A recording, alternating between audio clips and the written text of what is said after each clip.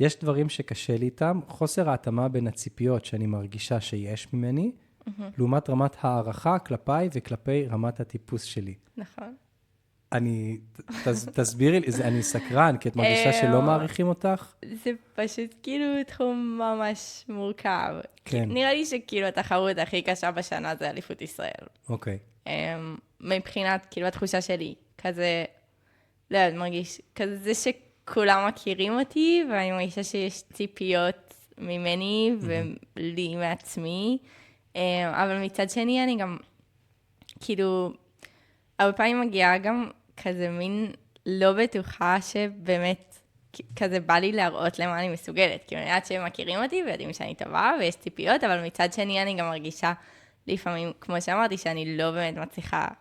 כאילו, כי היו הרבה שנים שניצחתי את המוקדמות והחצי גמר ולא הייתי על הפודיום בגמר. כאילו זה לא בא לידי ביטוי שם.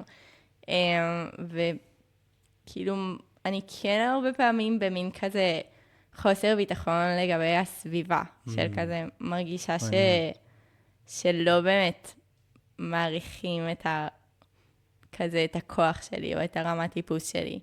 נראה לי שזה גם משהו שהוא מאוד אישי. זה לא תמיד המצב, זה כזה איך שאני רואה אותו. זה גם ממש משתנה כאילו בין קבוצת האנשים.